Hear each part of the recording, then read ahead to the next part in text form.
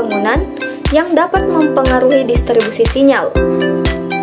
Oleh karena itu, sebelum membahas lebih lanjut mengenai perancangan jaringan Wi-Fi di gedung ini, terlebih dahulu akan dijelaskan mengenai spesifikasi gedung serta karakteristiknya yang berpengaruh terhadap penyebaran sinyal Wi-Fi. Nah, berikut spesifikasi gedung dan penggunaan jaringan Wi-Fi. Sebagai pusat kegiatan akademik, Gedung Teknik Kimia Lantai 2 dirancang dengan fasilitas yang memadai untuk mendukung kegiatan pembelajaran, penelitian, serta administrasi akademik. Gedung ini memiliki total 8 ruangan yang terdiri dari 5 laboratorium mahasiswa, 1 ruang kelas, dan 2 ruang dosen. Dengan jumlah pengguna yang cukup banyak dan kebutuhan akses jaringan yang tinggi, sistem jaringan yang diterapkan harus mempertimbangkan kapasitas perangkat yang terhubung secara bersamaan agar konektivitas tetap stabil. Dalam operasional sehari-hari, gedung ini digunakan oleh mahasiswa dan dosen dengan estimasi jumlah pengguna sebagai berikut. Mahasiswa setiap kelas terdiri dari 25 orang, dengan total 5 laboratorium mahasiswa dan 1 ruang kelas, sehingga jumlah mahasiswa yang aktif dalam gedung mencapai 150 orang. Sedangkan untuk dosen, diasumsikan terdapat 3 dosen setiap laboratorium, sehingga dapat diakumulasikan yang aktif menggunakan fasilitas jaringan dalam gedung ini adalah 18 dosen. Karena setiap pengguna diasumsikan memiliki 2 perangkat, yaitu laptop dan ponsel, maka total perangkat yang terhubung ke jaringan Wi-Fi adalah yaitu perangkat mahasiswa, di mana 150 mahasiswa dikali 2 perangkat sama dengan 300 perangkat. Sedangkan untuk dosen sendiri, 18 dosen dikali 2 perangkat sama dengan 36 perangkat. Jadi, total perangkat yang terhubung adalah 336 perangkat. Dengan jumlah penggunanya dan perangkat yang cukup tinggi, sistem jaringan Wi-Fi yang dirancang harus mampu memberikan konektivitas yang stabil, bandwidth yang mencukupi, dan cakupan sinyal yang optimal. Hal ini bertujuan untuk mendukung berbagai aktivitas akademik seperti e-learning, akses sistem informasi akademik, pemrosesan data, serta penggunaan aplikasi barat seperti MATLAB, SPSS, dan video streaming. Oke, sekarang kita masuk ke perancangan NetHow. Nah, seperti yang terlihat pada gambar ini, kami menggunakan total 8 akses point. Akses pointnya itu sendiri yaitu Aruba AP315. Nah, akses point ini 5 kami letakkan di tiap lab, yaitu lab komputasi teknik kimia, lab kimia organik, lab kimia dasar, lab bioproses, dan lab kimia fisika. Satunya lagi kami taruh di ruang tunggu untuk memberikan akses internet kepada mahasiswa yang sedang menunggu giliran masuk lab, ataupun sedang browsing, ataupun sedang mengerjakan tugas. Satunya lagi kami taruh di ruang dosen. Dikarenakan ruang dosen ini berdekatan, akses pointnya kami letakkan di dekat ruang sebelahnya untuk mengefisiensikan akses point yang kami gunakan. Satu lagi kami taruh di ruang KT. Berdasar pada informasi yang kami dapatkan dari staf di sana, stafnya mengatakan bahwa ruang KT ini sering juga biasa digunakan sebagai ruang rapat, entah rapat mahasiswa, rapat dosen, ataupun gabungan di antara keduanya, ataupun materi-materi lah tersebut. Kami menambahkan lagi akses point di ruangan ini untuk menunjang kebutuhan mahasiswa atau dosen yang sedang melakukan rapat ataupun pembelajaran di ruangan itu. Nah, sesuai pada apa yang telah disampaikan teman saya sebelumnya, yaitu total user atau total perangkat yang kami perkirakan itu sekitar 336, dengan asumsi satu mahasiswa memiliki 2 perangkat, yaitu handphone dan laptop. Nah, dikarenakan ya satu kelas setelah kami survei itu 25 orang, jadi 25 dikali 2 perangkat yaitu 50 perangkat.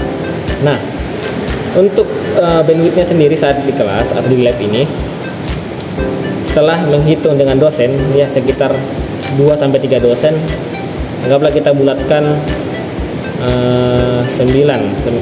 8 atau 7 perangkat. Jadi total 50 sampai 60 perangkat per lab. Nah, dari hasil hitung kami, kecepatan per device itu tembus sampai 20 sampai 30 megabit per second per perangkat. Dalam tiap lab ada access point, jadi tidak memberatkan access point lain, tidak memberatkan untuk browsing dikarenakan kecepatannya sudah tembus sampai 20 sampai 30 Mbps per second. Total jumlah user dikalikan dengan kecepatan access point. Di perancangan gedung sebelumnya, access point kan diletakkan di koridor-koridor tengah. Nah, dari mahasiswa yang telah kami wawancarai, mereka menyebutkan bahwa ada kalanya di lab mereka membutuhkan akses internet dan akses internet tersebut tidak menjangkau ke dalam lab. Alhasil mereka hanya menggunakan data pribadi mereka. Itulah yang mendasari kami meletakkan tiap akses point di dalam tiap lab. Nah, dikarenakan pada gambar rancangan ini koridor sudah mendapat akses internet biarpun hanya sedikit, tapi kan dalam ruangan sudah lancar, dan paling mahasiswa yang hanya di koridor itu hanya mahasiswa yang sedang menuju ke labnya. Penempatan akses point. Nah, sangat penting untuk memastikan cukupan sinyal WiFi yang optimal dan koneksi yang stabil. Yang pertama, ada faktor yang memengaruhi penempatan akses point, yaitu ada cakupan area, yang dimana akses point harus ditempatkan di lokasi yang dapat menjangkau seluruh area yang membutuhkan koneksi WiFi. Terkhususnya di lantai 2 gedung kimia, akses point perlu dipasang di titik-titik strategis seperti ruang kelas, lorong, ataupun area umum yang sering sebagai aktivitas mahasiswa. Yang kedua, ada jarak dan halangan. Nah, jarak dan halangan ini yaitu antara akses point dan perangkat pengguna harus diperhatikan, karena sinyal WiFi melemah seiring bertambahnya jarak. Halangan fisik seperti dinding, lantai, atau perabot dapat melemahkan sinyal. Hindari penempatan akses point di dekat objek logam atau sumber interferensi seperti microwave. Tinggi pemasangan akses point biasanya itu dipasang di dinding atau langit-langit pada ketinggian 2-3 meter untuk memaksimalkan cakupan sinyal. Adapun untuk penempatan akses point di lantai 2 gedung kimia PNUP, yaitu berdasarkan permasalahan yang kami dapat, yaitu ada beberapa rekomendasi dari kelompok kami. Yang pertama, untuk ruang kelas kita pasang 1 akses point di setiap ruangan kelas untuk memastikan cakupan sinyal yang merata. Pastikan akses point dipasang di tengah ruangan atau di dinding yang tidak terhalang. 2. Lorong dan area umum. Nah, di lorong dan area umum ini kita pasangkan akses point di setiap area umum dengan jarak sekitar 15 sampai 20 meter antara satu akses point dengan akses point lainnya. Pastikan sinyal dari akses point yang berdekatan sedikit overlap untuk memungkinkan roaming. Adapun area dengan kepadatan pengguna tinggi, yaitu kita harus menambahkan akses point di area dengan kepadatan pengguna tinggi seperti lobi atau ruang baca. Gunakan akses point dengan teknologi MU atau MIMO, bisa kita sebut dengan multi user, multiply input, multiply output, untuk meningkatkan efisiensi koneksi.